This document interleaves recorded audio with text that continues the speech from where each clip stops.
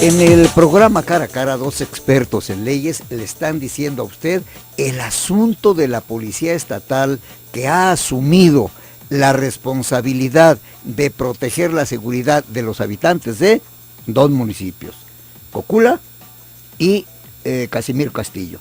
Se habla de que ya están, no sé si consignados o ya procesados o qué sé yo, los dos primeros policías a los que presuntamente se les encontró vinculación con el crimen o con la delincuencia. José Antonio. Bueno, aquí también es importante señalar, entonces, ¿dónde está la famosa evaluación tan costosa de control de confianza? Se supone que estos policías que ahora aparecen como presuntos responsables fueron evaluados. Entonces fue un engaño, fue un fraude el sistema de evaluación en el estado de Jalisco, porque ahí están las pruebas.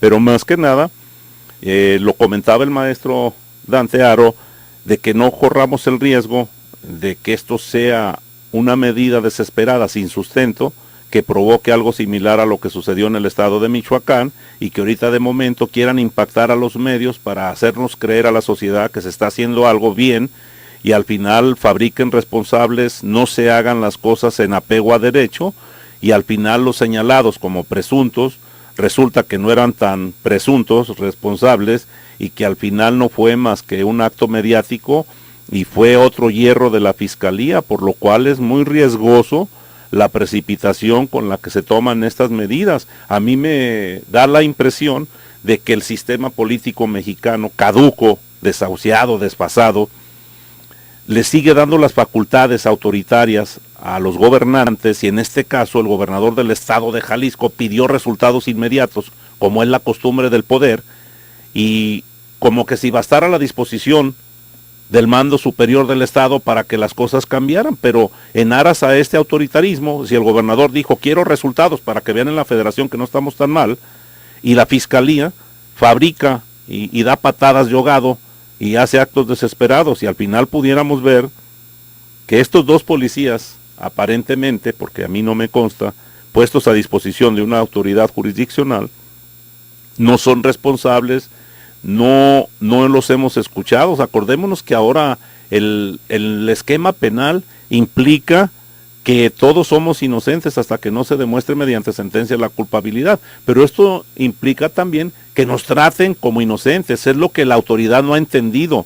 La presunción de inocencia no es en una sentencia, no es solamente en un proceso, es desde el momento mismo de la detención. Bien, Dante, tu opinión sobre esta situación. Bueno, a ver, la parte que tiene que ver con que a los municipios se les quite esta facultad que tienen de intervenir en seguridad no es nueva. Es decir, ya viene del sexenio pasado, inclusive antes, la Conferencia Nacional de Gobernadores y luego una serie de cuestiones, y esa era la finalidad de haber la parte de lo que se llamaban mandos únicos. ¿Cuál es la razón? ¿Y cuáles son las ventajas y las desventajas desde un punto de vista muy objetivo?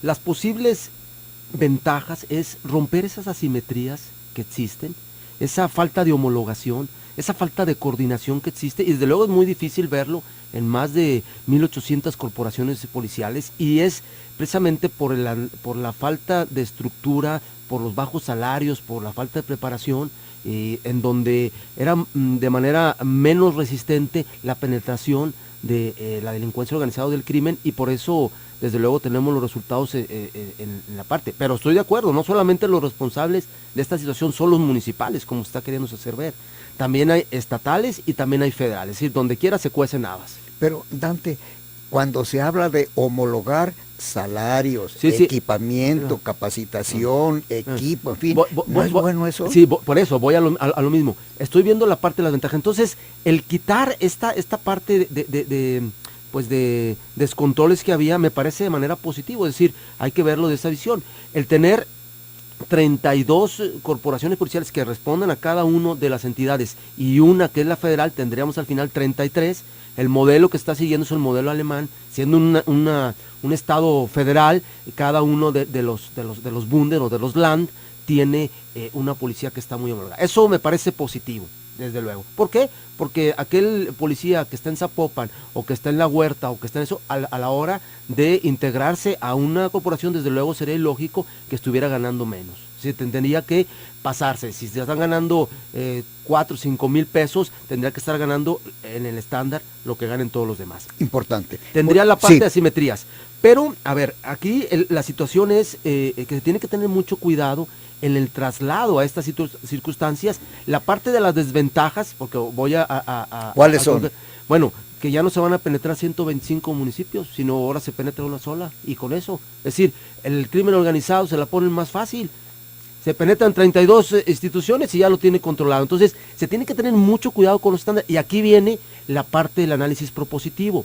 Nosotros vemos de manera positiva esto, pero no se puede entender esta medida, que es necesaria, como están las condiciones, sin una reforma integral a la policía. Es decir, primero tenemos que poner el piso parejo, y aquí viene el primer aspecto, que es el aspecto just laboralista, el aspecto laboral. Si queremos realmente construir una profesionalización, una carrera policial, tenemos que cambiar el veneno que tiene el artículo 123, apartado B, la fracción 13ª, donde termina con toda la parte de la estabilidad. Tenemos que empezar a dar mejores prestaciones, mejor sueldo, mejor es decir, atender los derechos laborales, los derechos humanos, los derechos de preparación y de capacitación de cada policía, y eso es tener sangre nueva. Y entre ellos está la parte de los filtros de control y confianza, que son necesarios. Me parece que la finalidad es muy buena. Sin embargo, los procesos como se han venido a dar no nos están garantizando ni transparencia, ni que haya la certeza de que todos están. Pero hay una cuestión, Dante. El Sistema Nacional de Seguridad no tiene previsto, o nos dicen que las herramientas tecnológicas, José Antonio, son ya tan sofisticadas que saben hasta la genética de cada policía del país. Pero lo que pasa es que aquí es, nosotros esos filtros o esos exámenes de control y confianza los apropiamos estratégicamente a Estados Unidos sin tener una realidad muy propia. Aquí la parte propositiva es quién evalúa a los evaluadores, es decir, a los que están en el Centro Estatal de Evaluación y en el Centro Nacional, tenemos que también tener una certeza. Lo que estamos nosotros proponiendo es que se integren la Comisión Estatal y la Comisión Nacional a través de personas en este tipo de evaluaciones, y sobre todo las universidades más prestigiosas en las diferentes áreas, médica, legal, psicológica, social, económica, para poder tener una certeza en tiempo. Y si estamos nosotros transitando a un nuevo modelo de justicia a través de la reforma del 2008 y de junio del 2011 en materia de seguridad, justicia y derechos humanos respectivamente, tenemos precisamente que darle al policía primero el debido proceso, la presunción de inocencia, su capacidad para poderse defender, y entonces sí, si es en ese sentido detenido o si es captado de que es un mal elemento, entonces sí procesarlo y vigilarlo. Es decir, estamos nosotros haciendo las cosas a medias, y esta reforma que viene a quitarle... Dante, perdón por la interrupción, pero insisto mucho, tecnológicamente el sistema no tiene ya herramientas para controlar de pies a cabeza a todos los policías del país. Bueno, lo que era la parte de la plataforma México, que tiene una serie, tiene los datos, tiene una serie de recolección de datos, pero no tiene la parte de la fineza de ver quiénes están y quiénes no. Es decir, una cosa es que tengas el banco de datos y el listado, y otra cosa es que dentro de ese listado quiénes son los buenos elementos y quiénes son los que han sido infiltrados. Eso no lo tiene, y ese es el problema que se da. Pero también aquí, por ejemplo, pudiéramos agregar, maestro don Marcos, yo veo un caso muy simple.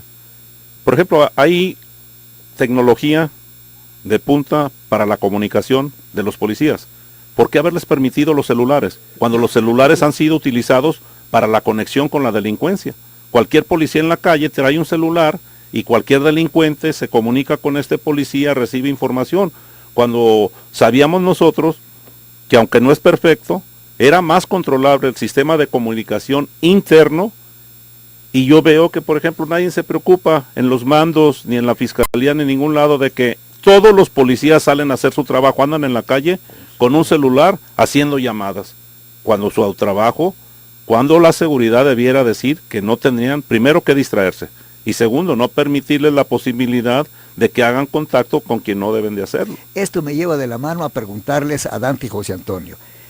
El último dato es en el sentido de que de 12,000 aproximadamente policías en Jalisco, el 25% no ha aprobado el examen, la prueba de confianza. Son casi 18,000, don Marcos. 18,000, bueno. El estado de fuerza, no, el estado de fuerza son 21,575 y los reprobados fueron cerca de 5,000 elementos, los que no aprobaron. Entonces, sí estamos en que el 25% no está calificado, pero a ver, ¿qué está pasando ahí? ¿Están en servicio, José Antonio?